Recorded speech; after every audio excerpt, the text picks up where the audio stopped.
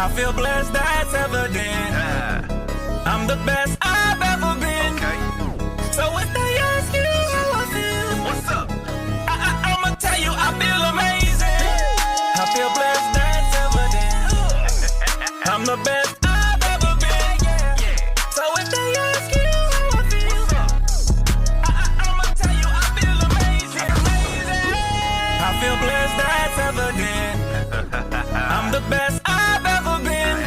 I am. So if they ask you how I feel, What's up? I'ma tell you I feel amazing. I feel blessed, that's evident. I'm the best I've ever been. That's right. So if they ask you how I feel, I'ma tell you I feel amazing. Ladies and gentlemen, how y'all doing? Season 4 of Down the Gridiron officially begins.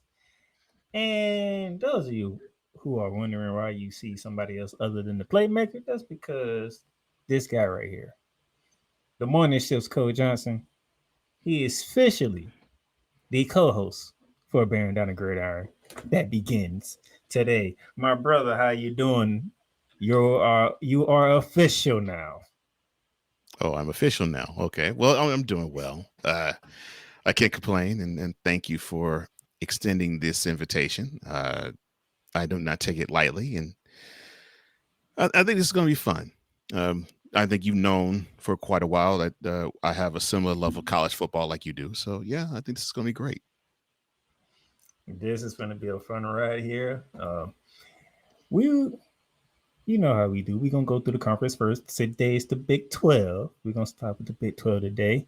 Next week, we'll get into the SEC, who me and him both think is the best conference in college football. Even though another conference has something to say about that and have a right to say something about that. The ACC will be week 3. And then finally, the conference that has something to say about being the best conference because they won the last 2 national championships, the Big 10. With the Big 10, we'll look at some interesting games from week 0. And then after that, we'll dive into the full week 1 slate. And this is going to be fun having my brother right along with me for this. We changed some things up. We changed some titles up. So we no longer have the 2-minute drill. We have this and replacement.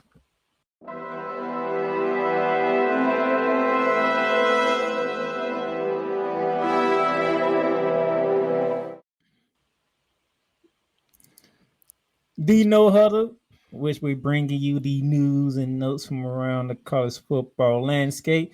And we're going to begin with one news from the Big 12 that we can talk about right here, right now. One Deion Sanders said he battled and beat cancer. When they say Bladder they had a press conference Monday, I was like, I don't know how I feel about this. Like we just saw you at Big 12 media day and you was looking good, you was sounding fine. I'm like, okay, what's going on? But it was to tell the word that he beat cancer. So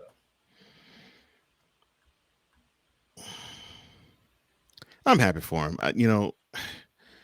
People want to lampoon, rake over the coals, and disrespect Deion Sanders. He is a wonderful man, and for him to go through this and be on the other side of it, it's wonderful. I'm glad he's healing from it. I'm glad that there's no lingering effects from what we've heard and what I could ascertain.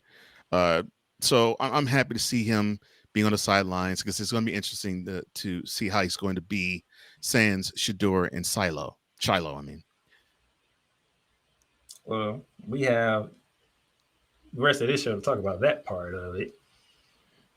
But the fact that he's on a better health track is very pleasing to know. Very pleasing to know.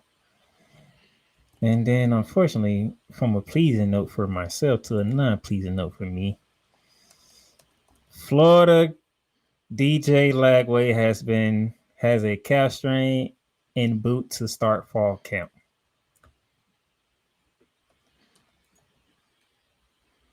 All right, let me see. This article says here, shout out to the Associated Press.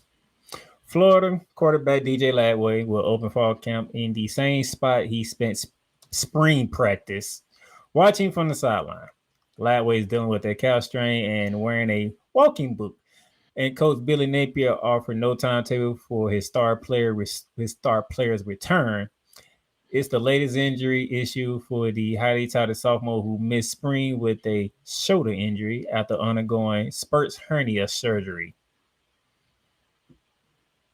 Sports hernia. Eesh. That's painful. I can't catch a break, can I? No. I can't catch a break.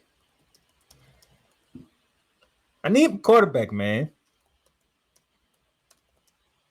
And people are hyped about this year for Florida. And our starting quarterback is already injured. We ain't even take a snap yet.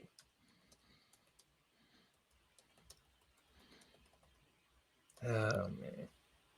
Well, I mean, there's hope. You never know. You might find a diamond in the rough. You sort of did last year, so you might have to do the same this year. That is not helpful. You know that, right? What do you mean it's not helpful? He is in the Heisman candidate race already. I'm trying to be positive here.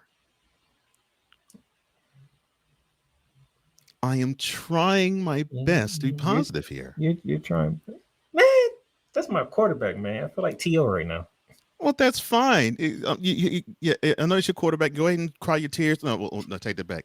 Go ahead and put the shades on first, then cry your tears. But I don't got time to do all that.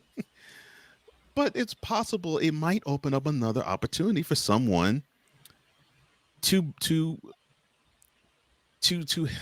help resuscitate how Florida has been the last, 10 years, maybe 15. I mean, there's still hope. I mean, people love going to Florida. Talent loves to go to Gainesville. So you might have one of those diamonds in the rough that you did not know could actually be one that can actually take you to W's. You might find that this year, even with a Heisman Trophy candidate not being all healthy.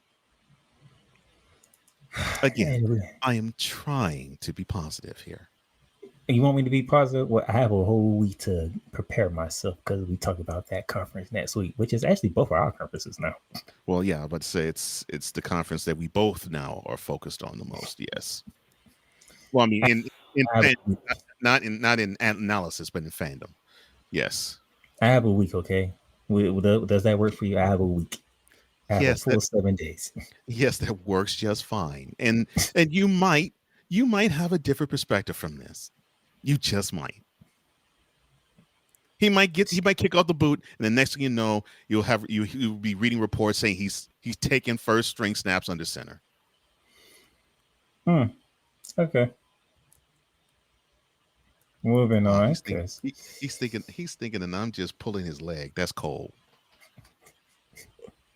Donald Trump signs order, seeks to clarify NCAA athletes' employment status. Dan Murphy of ESPN wrote this article, and the article says President Donald Trump has directed members of his cabinet to develop a plan in the next 30 days. So we are pretty much almost 7 days in. So we're talking 23 days more. Aim at preserving college sports opportunities and preventing college athletes from becoming professionals, according to an executive order he signed Thursday. Trump's order sets out specific guidelines for preserving athletic scholarship based on an athletic department's annual revenue. It is also declared that schools should not permit athletes to accept third-party pay-for-play payments. The order states that Secretary of Education Linda McMahon should use future federal funding decisions, among other tools, to force schools to abide by the administration's policy. Before you even start, see, I had it ready for you. Ladies and gentlemen, please allow me to introduce to you a new segment of the show.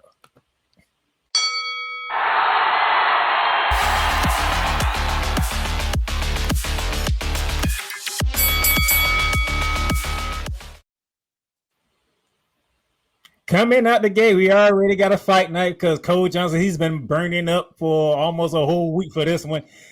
Should I give you the full screen, sir? It doesn't matter. You can give me the full screen. Heck, you could have the full screen. Now just rant. It doesn't matter.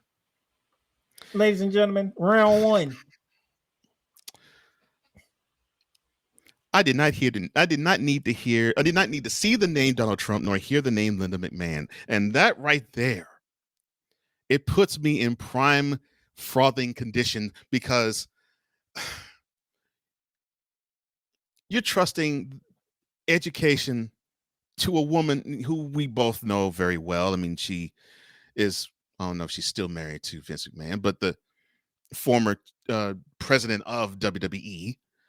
But right now looks as though she's been heavy doing the Botox injections on the face. I think she knows better how to do that and could tell people how to make their face look better than how to steer any education of lower, middle class, or higher learning. And then we get to the president. I get why he wants to dip his toes into the NCAA. And he wants to dip his toes in that because, he feels compelled that, he's a fan and he will always be a fan, and that's how he will be, and that's how he will paint it, and that's how he'll project himself to be. And that's how he paints himself in this picture. NCAA, you are greedy. I mean, it's just straight greedy. I had to deal with this BS last week with the basketball arm of you wanting to expand the playoffs from already 68 teams where you make billions of dollars in that tournament. But I guess you're not making enough in football. And that is what draws all these institutions to you. Football. You can scratch basketball off the list. Football makes so much money hand over fist. It probably helps every PWI that I know, and maybe even some HBCUs, but definitely every PWI that I know that's considered Division 1 or 2, maybe, to actually have school. So I get that you have this itch, you have this feeling that, well, it'll be cool if we link arms with the government because, the kids, they making money, and we got to find a way to grab into the pockets of these players because they were amateurs, and we got away with saying, well, you know what? It's more important with the jersey on the front, the name on the front of the jersey, instead of the name on the back. You remember you all saying that? You remember saying that, and now you have NIL come into the play 5 years ago, and now you have coaches like Nick Saban retiring very soon thereafter because, oh Lord, the reins have been gone.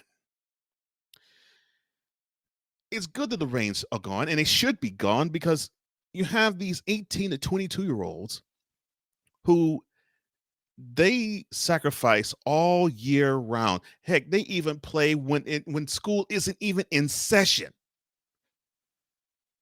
But you expect them to not draw a dime. And you say, well, you're getting paid with a scholarship. I mean, you get the money there. You can use that money to subsist and survive. The scholarship is not meant for living wages.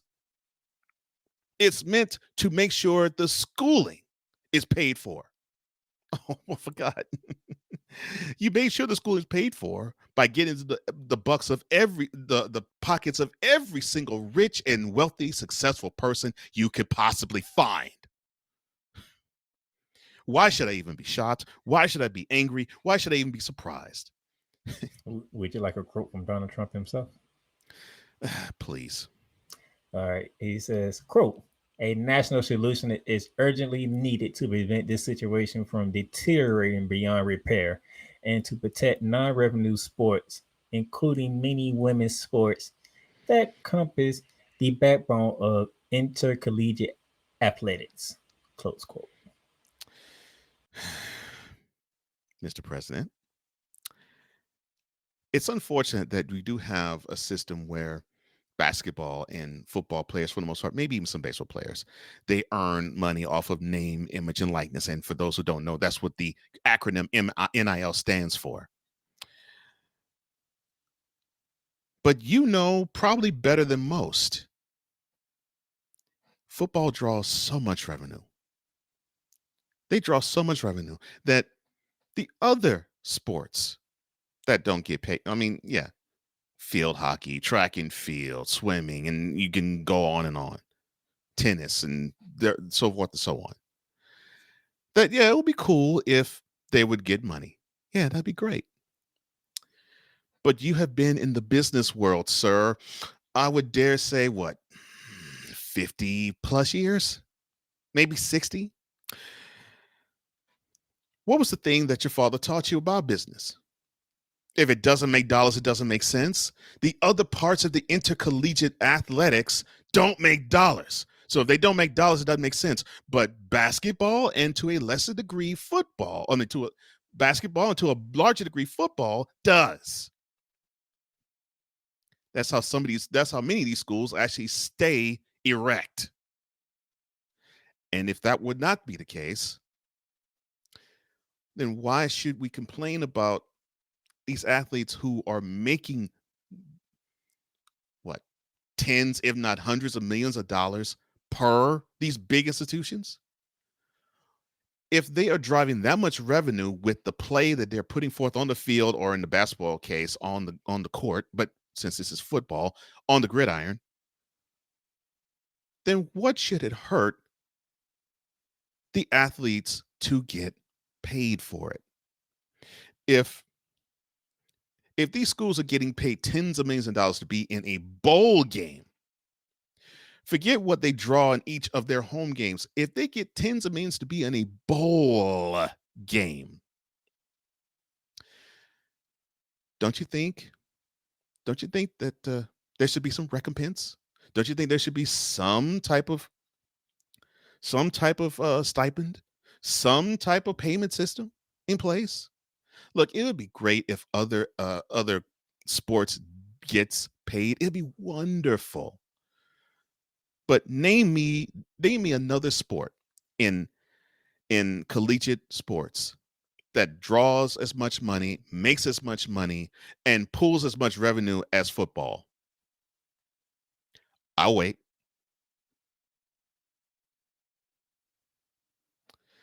And that's why it is important, it is imperative, and it is necessary for how it is now, and it's not going to go or spiral out of control, because outside of basketball and football, maybe to a much smaller degree baseball, none of the other sports draws as much revenue as those two. And when that day comes where it does, then fine, let it trickle down to them. But if last I checked, NIL is deals that the player makes with businesses. So it doesn't matter where you are, you can do this if you didn't play football or basketball. So how is it considered out of control, Mr. President, if the deal is made and struck between the player and the business? And speaking of business, you all should get out of the player's business and let them make their money. Greedy suckers.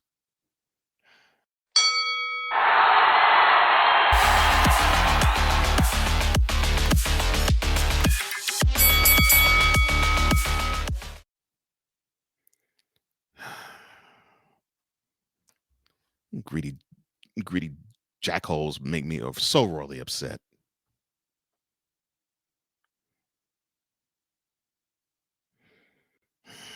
We are 3 weeks away from the first kickoff of college football, and we have to deal with this.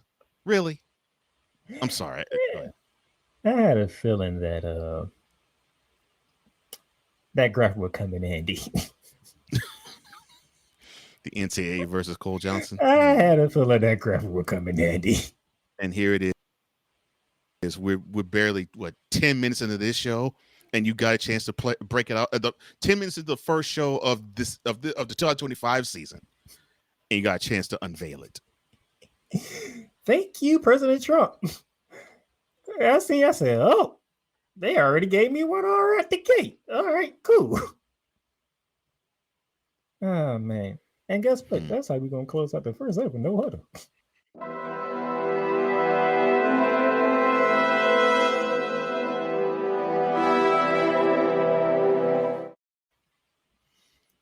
All right.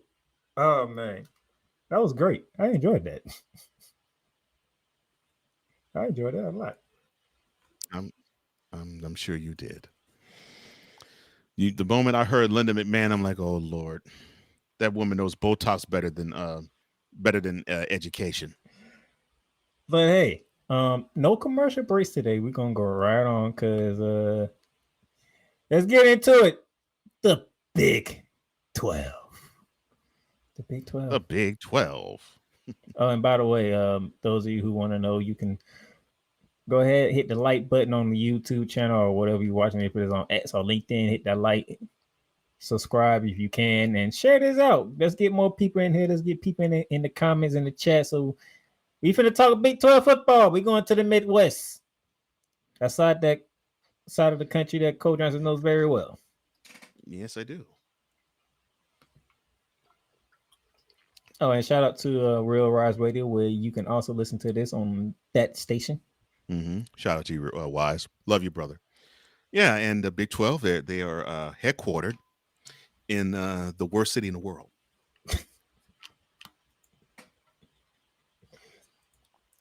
I'm saving that for basketball because I'm enjoying it more in basketball. I enjoy it more in basketball because there's actually a team in Dallas that actually is called Dallas. Mm-hmm. I think I enjoy it more on shooting lights out than here. I love taking these pot shots at Dallas every now and then. Oh, I know you do. That's why I'm having fun making clips out of them. Mm. But for those who think I'm serious, again, I'm serious with some citizenry need to go. But no, I have a lot of people who I love who live in Dallas, and I don't want harm to be brought on them at all. And I love the scenery of the area. Oh man. By the way, go ahead and subscribe to Shooting Lights Out. It's been fun. Bringing out the Dallas hate for him. He said, if Donald Trump were to tell Cole Johnson, I have a bomb I want to drop on the city, which one are you going to choose? Oh man, I saw that clip. That was hilarious. Because you couldn't get out of that one. I was like, I can't say Nashville because I live here and I love the city. I can't. I definitely won't say Houston, or New Orleans. I was born there. I could say New York or LA, but I actually like both cities. I could say Chicago, but I like that city too. Yeah, I'm like,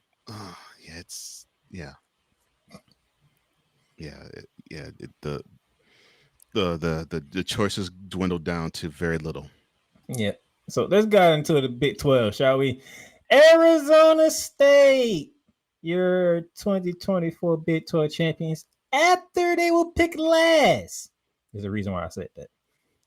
They should have gone to the national semifinal. Yes, I said it. Arizona State, BYU, Colorado, and Iowa State all finished 7-3 in the Big 12 play. Arizona State defeated Iowa State to claim the Big 12 title. Commissioner Brent Yorkman says that the Big 12 striving for multiple CFP teams, and Coach Prime, when he was there, advocated for salary cuts. But before we dive into the Big 12, Commissioner, you have anything you want to say?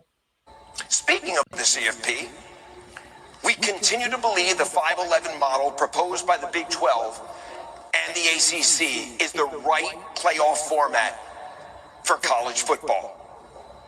We want to earn it on the field.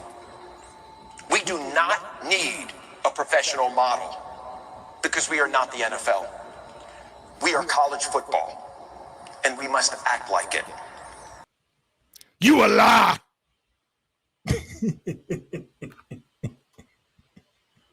I'm sorry, I did not mean to react to that manner. Why you lie? We're not professional. We're college. We've got to act like it. You make as much money. Those schools make sometimes as much money as an NFL team does. Maybe a little less. Come on now. Courtesy of the Big 12 and ESPN. Shout out to the Big 12 and allowing the Playmakers blog to be a part of their media team. And why they had to pull out one of those villains from the Green Arrow to be in front of the camera? Oh, that's the commissioner. What you want? Oh Lord. The commissioner is supposed to speak, right?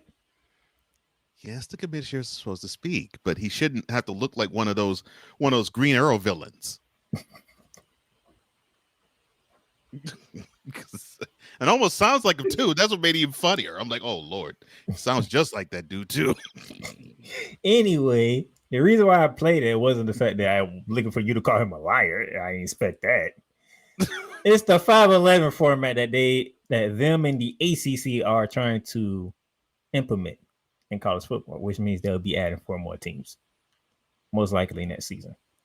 So they want 16 teams in their conference. So 5, yes.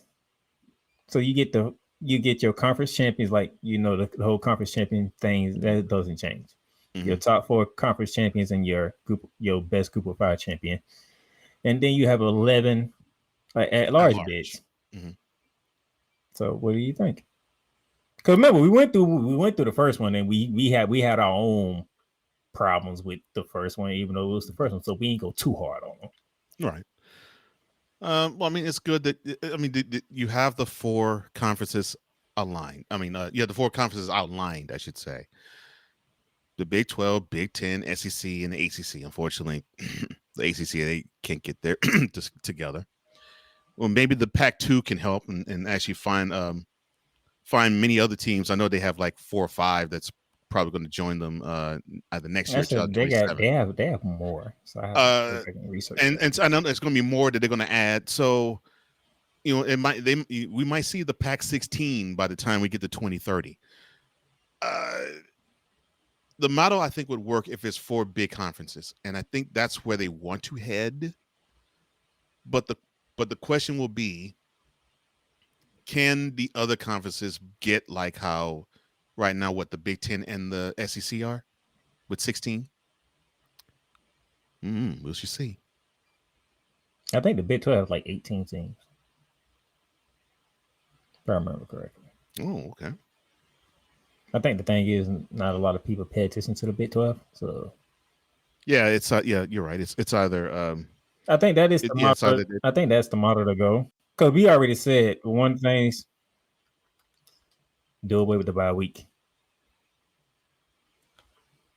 Do away with the bye week because there's no point of having your conference champion have a whole month off, and all the other teams get to play 3 weeks in advance. Well, here's the problem with that. The greed that is college football. And then they want to claim, well, the kiddies are working and they're doing finals around that time period. So we can't have the playoffs happen when the kiddies are doing finals. Shut up. That's a lie too. You can find a way to have them play when they are doing finals for the fall semester. Just like you found a way to extend the playoff all the way into mid-January now, which you all were saying, well, we should play past New Year's. Now we're playing 2 weeks past it. So you found a way to do that. You can find a way to have the kiddies play when they are doing finals. That bye we did not have any one of the top 4 teams. All of them got ousted. First game. See, but I don't think it's the bye as much as the time period because that's why I say do away with the bye week. We know what the schedule. Because the teams 5 through teams 5 and down, they still had a week off. No, they played the week before. No. I know they played week before the top 4 teams played, but I mean they even had a bye too. That's what I'm saying. So, Heisman week was a bye. That's what I mean. Yeah, I was saying, if you're not going to change the schedule, you might as well just get rid of that extra week. Right. You might as well Yeah. That's what I'm saying. and go 16 teams, and That's what go I'm saying. from Yeah. there. That's what I'm saying. Heisman week was a bye. So these teams still had 2 weeks off. Now, the top 4 having 3, I can see how that's problematic, but I don't think it's as problematic as people are making it. I'm up for the whole 5+11 format. I'm up for all 16 to play, but I don't see that happening. At least I don't see that happening next year.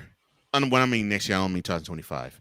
Next year, 2026. Next year, or even the year after. Maybe 2028, but I don't see it happening anytime soon. As I said earlier, Arizona State was your champion, and they were picked last.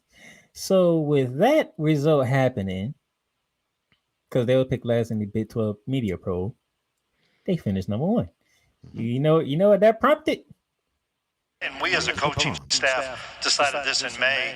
We didn't do a coach's poll this year, and the narrative really hurt the Big 12 last year. It hurt it with Kalani, and it hurt it with Kenny for a while. And I'd like to see the first polls come out when the CFP comes out, because then you've got 7 or 8 games rather than this team's supposed to be good, we'll keep them up there, and all of a sudden they start off 1-3 and they're still ranked 15th, and somebody like Kenny could be 4-0 and not even in the ballpark.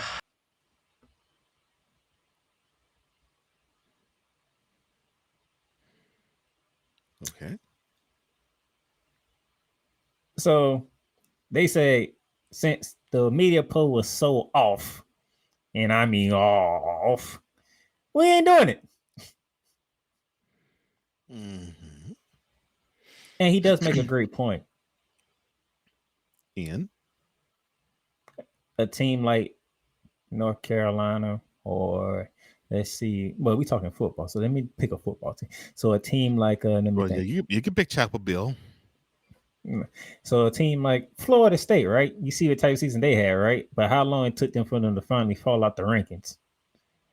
And Arizona State, they was rolling, and you couldn't find them nowhere in the rankings. Well, I mean, Florida State last year fell out the rankings faster than a pair of 75-year-old women's. I'm sorry, my bad. Don't you do that? I'm sorry. That's in poor taste.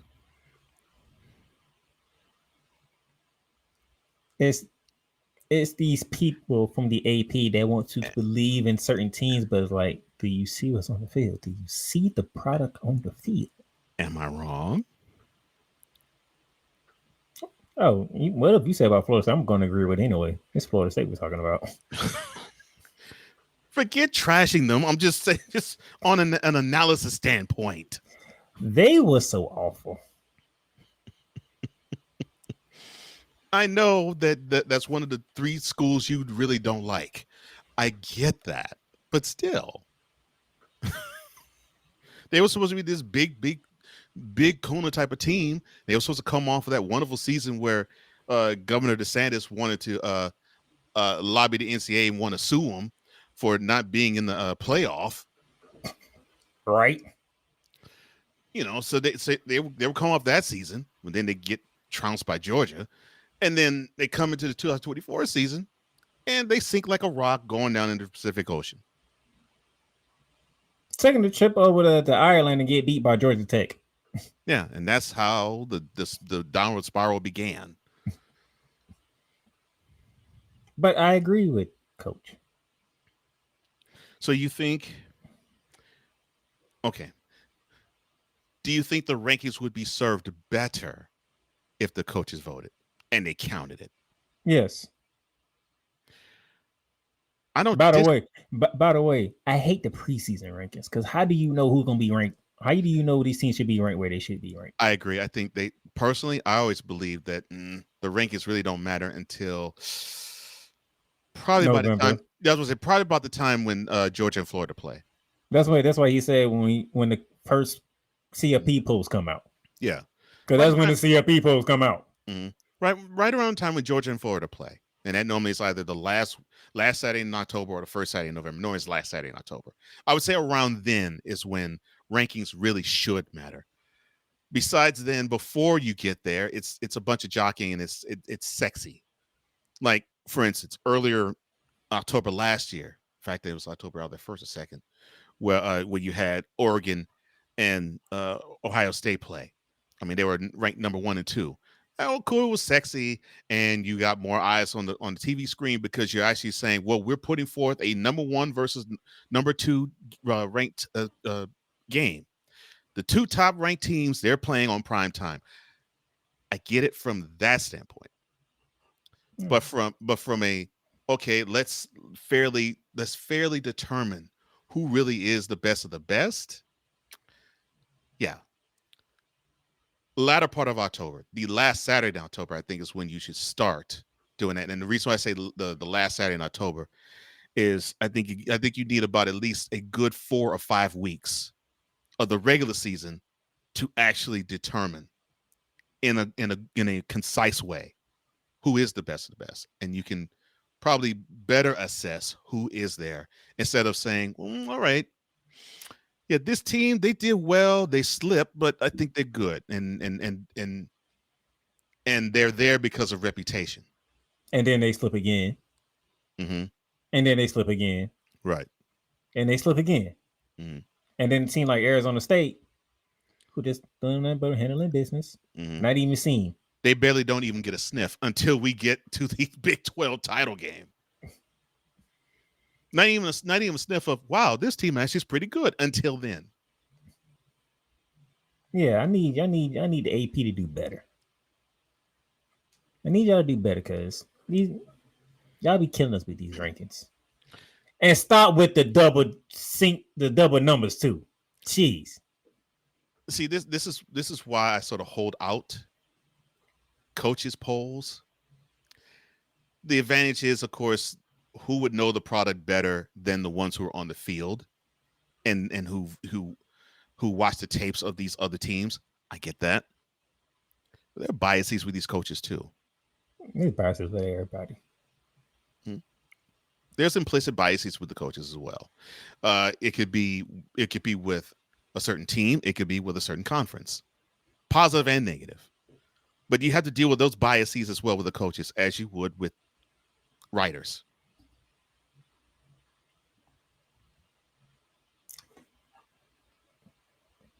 I'm with Coach Cole Johnson. He's somewhat with the coach.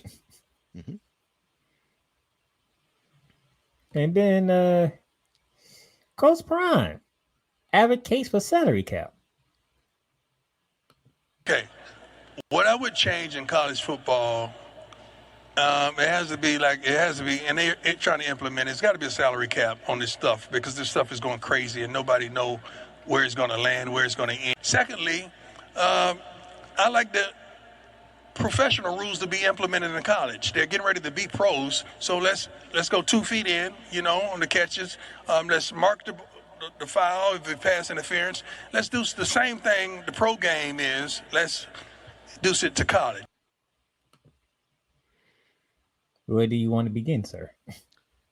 Okay, well, I agree. Actually, I agree with him with the salary cap part. So I don't really have an issue with that at all.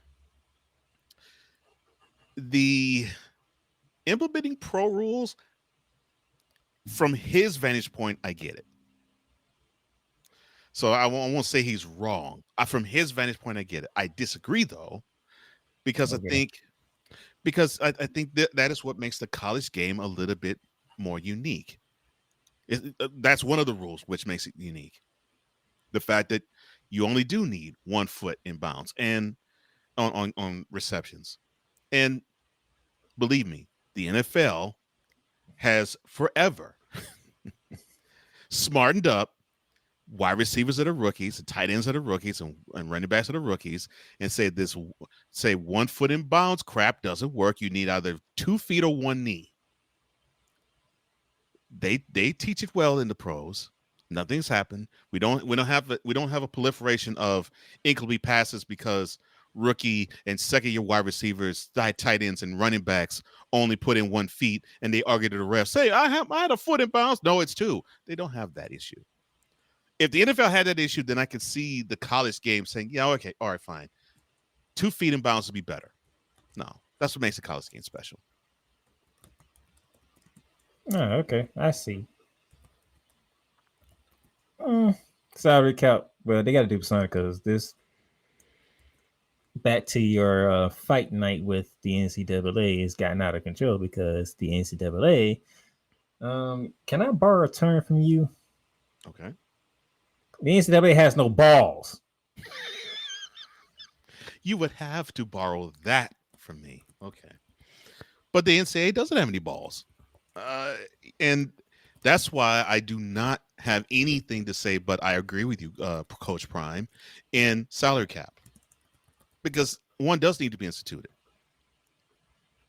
One does need to be instituted because you're going to have programs, and you're starting to see it now.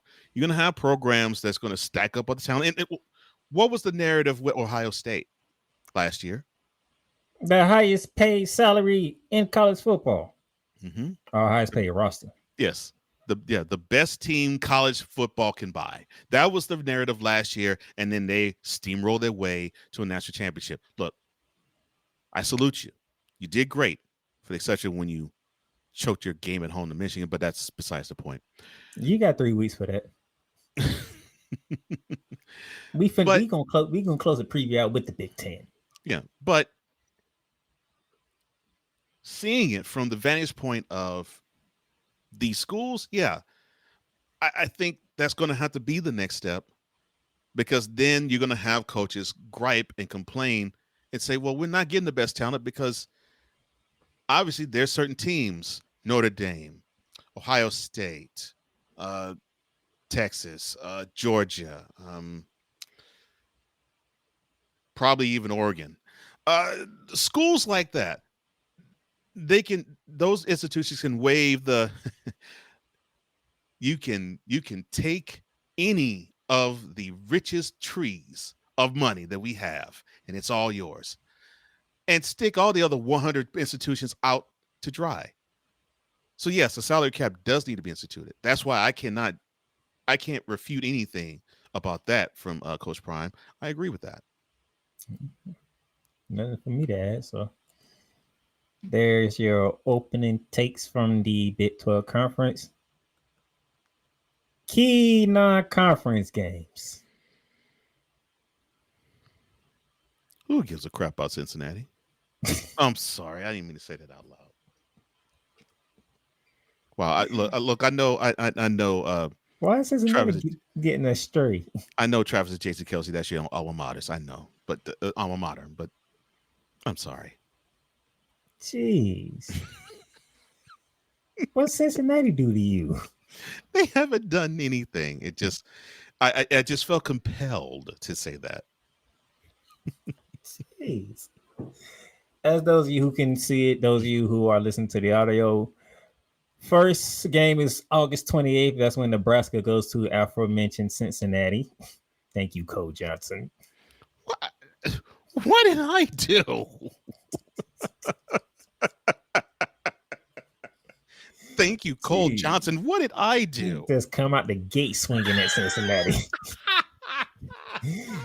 Oh my God, what Cincinnati do to get a right hook on that one? Oh, that felt good. Coach Prime will be opening up his season in Boulder against Georgia Tech. That's the 29th of August.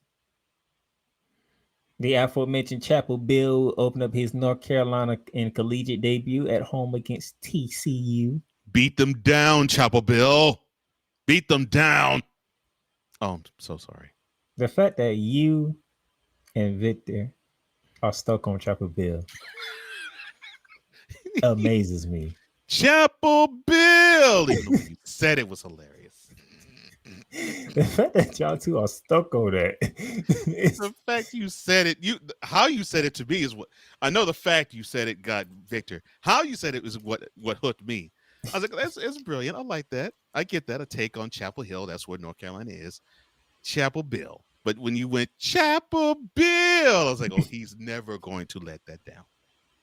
He's never going to let that down. I'm going to continuously remind him. This is a term that he lost, Bill Belichick. I'm proud of you.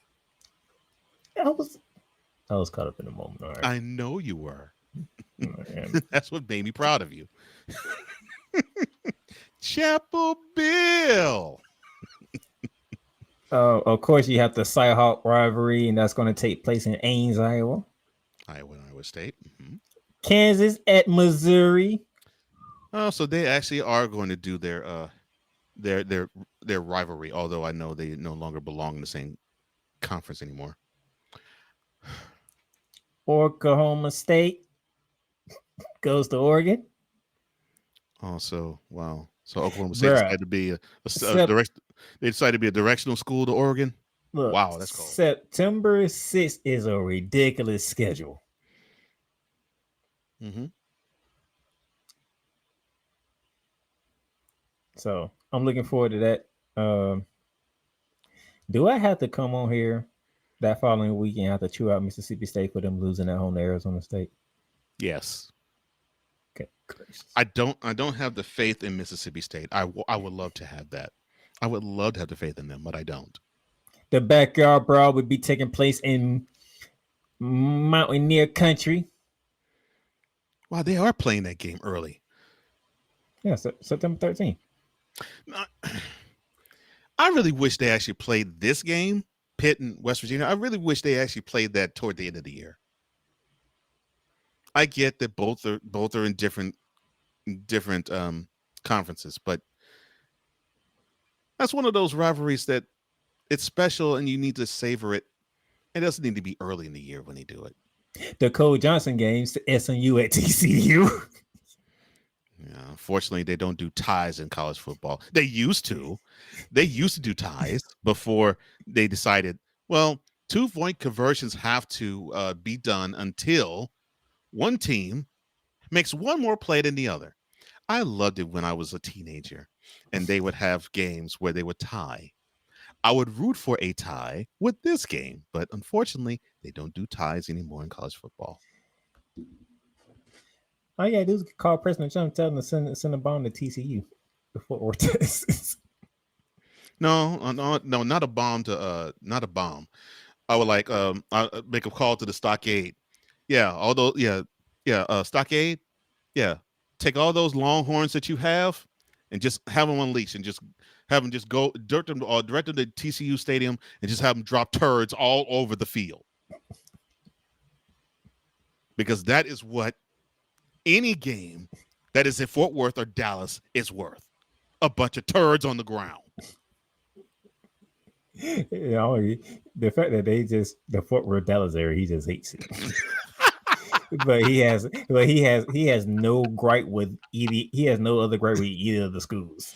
I don't hate SMU. TCU could never be in the same category with Texas. No, I don't hate TCU and I don't hate SMU as institutions. I don't. I just hate where they are. It's like with Wise. He loves New Edition, loves all 6 of them. Of course, one of them he loves for sure. He hates the fact they're from Boston. That is how it is with me in regards to SMU and TCU. I don't hate either school.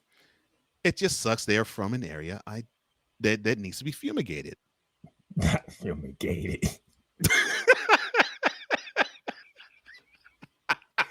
What? We putting up the SAT book here.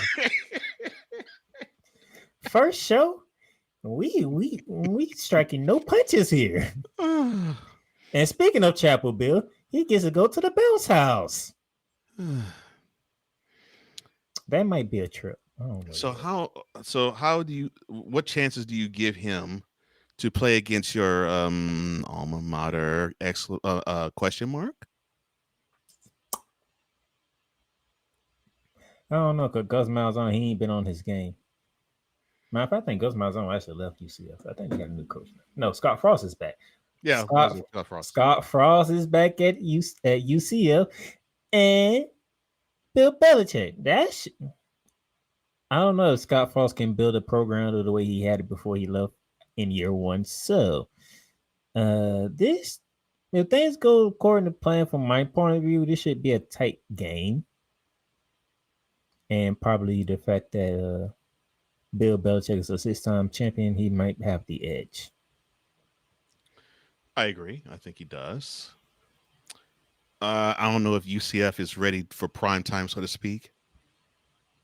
Of course, I don't know if UNC is ready for prime time either. But I think this is a good test for both teams, actually. Is it the bounce house, man? That might be a trip, man. I don't know. That might be a trip. I don't know. Well, how far is it from Duval? Like 2.5 hours. That's not bad. Oh, that's not bad. No. Okay. Yeah, that's less. That's like the distance between, like, if I wanted to catch a game at Neyland, if I want to catch a Tennessee game, it's about right. 2.5 hours. Yeah. It's not, and it's not a bad drive either. That might be. Well, those are your key conference games here. Key non-conference games. Key non-conference games. Yeah, you're right. But I do see a lot of SEC Big 12 battles. Mm-hmm. And the only one we concerned about is Mississippi State, and they at home. If it was in Tempe, we'd probably be like, all right, y'all can take that out. But them cowbells will be quiet by the third quarter. I need them cowbells ringing all game long. Them cowbells will be quiet at third quarter. I would have concern about Auburn, but they're at Baylor, and we don't know what Baylor is anymore. I don't even think Baylor knows what Baylor is anymore. They probably still think RG3 is quarterback there. And he was there what?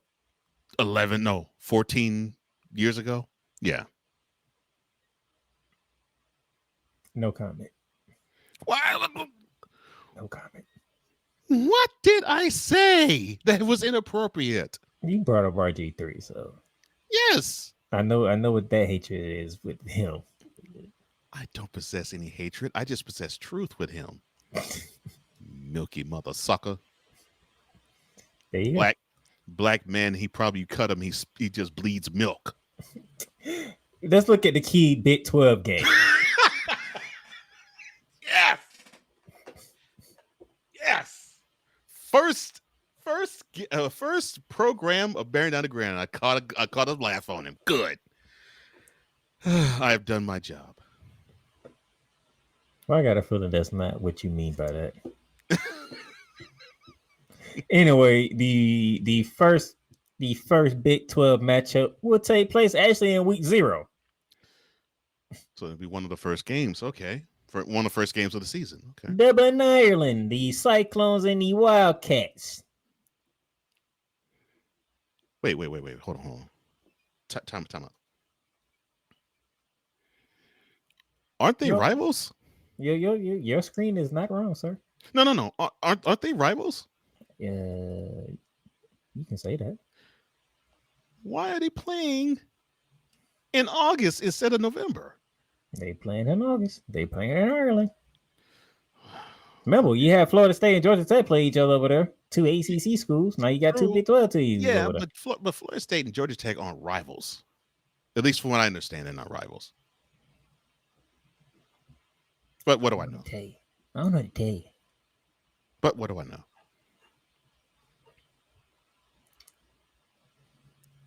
You know.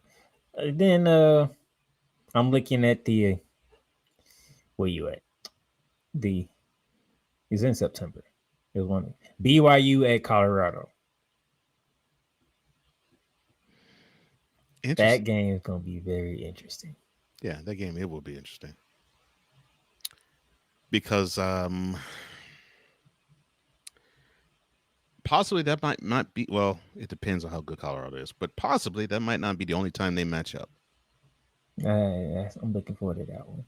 And then right after that, BYU hosts West Virginia. I want to see if West Virginia is going to build off of that good season that they had last year. Why is West Virginia wanting to travel all the way to the Midwest, and they're in the Rust Belt.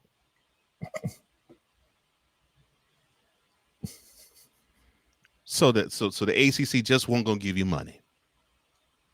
No, probably not. Who Mm. knows? I'm sorry. Who knows? I didn't mean to say that. The UCF Cincinnati rivalry will take place October 11 in Cincinnati. Mm-hmm. Iowa State visits Colorado on the same day. October 18th, the Holy War in Provo.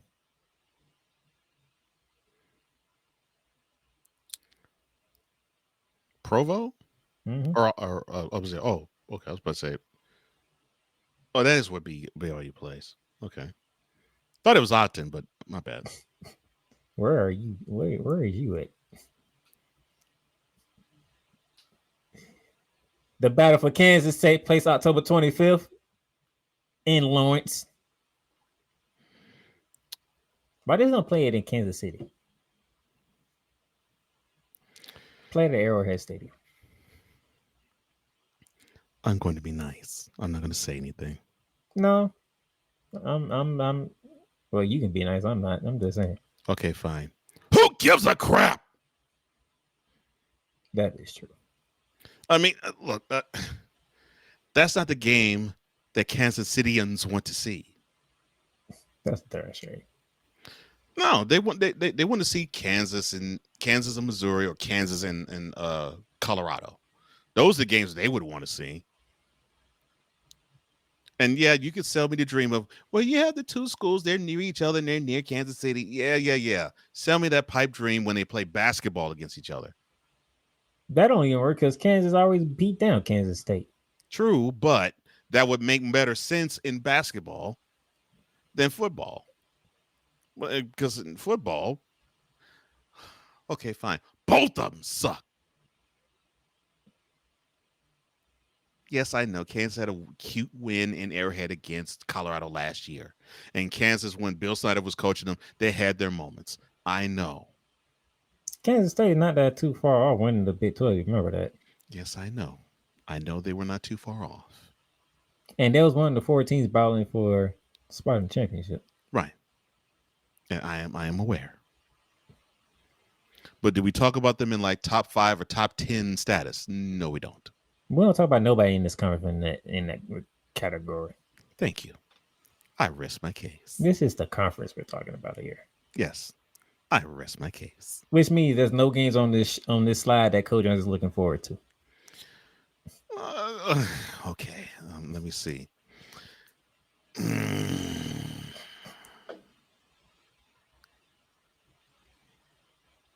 Oh, Colorado and Utah. They play October 25th. Okay. I might look forward to that. You'll be better off looking at November 22nd, knowing you. Mm-hmm. Because I think that might determine who will be one of the teams in the Big 12 championship. And it might be, if Arizona State's good as well as Colorado, they might determine a playoff seeding. Might. That's a mighty strong word. Might. Guess who's in the building? Snowman, what's up, man? It's good to see you.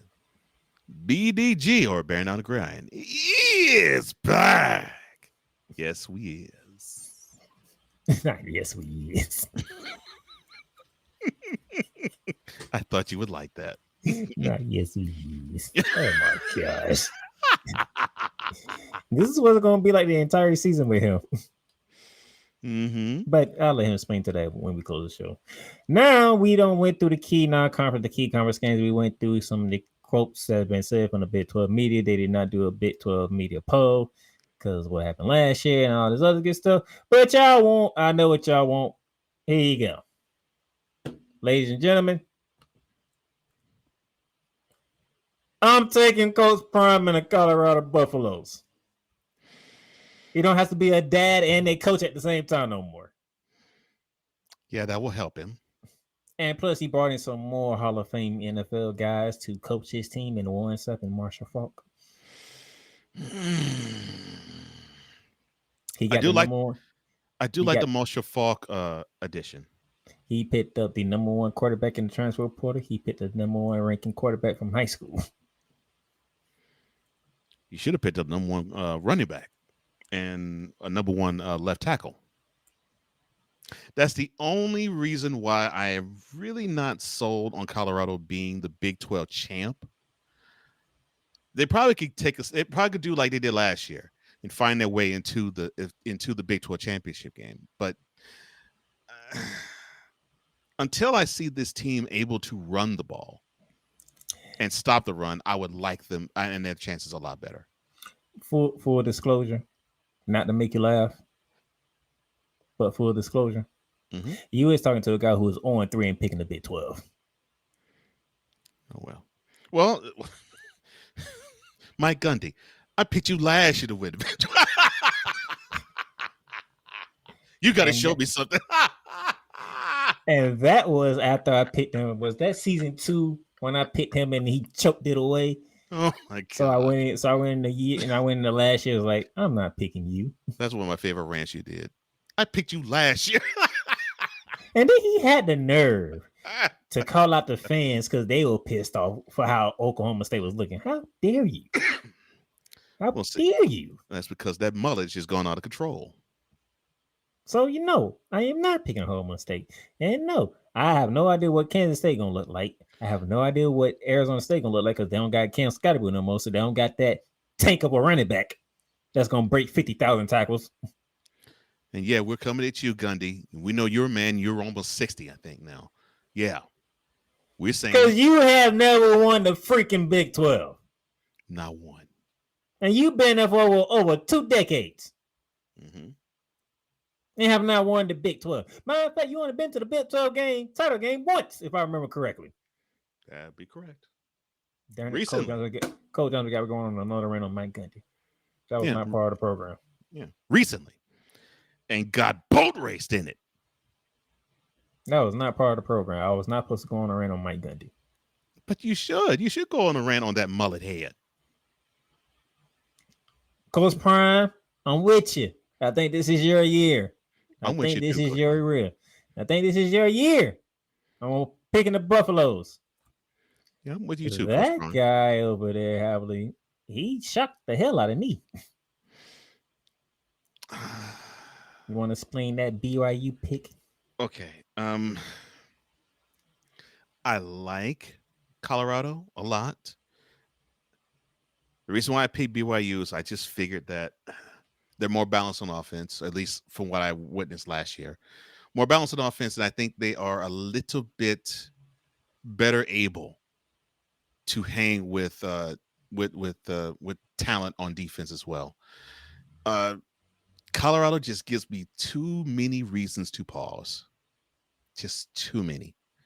One too many to the point where I would actually pick them and be with you as the Big 12 conference champion. Now I'm on 3, so now if they do find a running game and they do find a reason to stop teams from running, then this is going to make my pick of BYU look absolutely silly.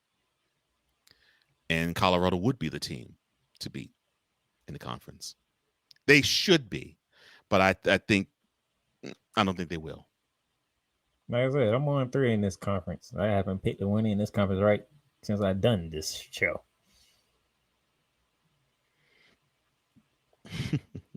Mike Gundy, I picked you last year to win the Big 12. Oh, that was beautiful. That was a gem. That damn mullet.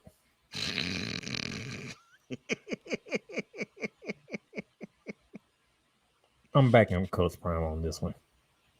And look, shout out to you, Coach Prime. I hope everything goes well. And if I'm rooting for a team to do well in the Big 12, it definitely is them.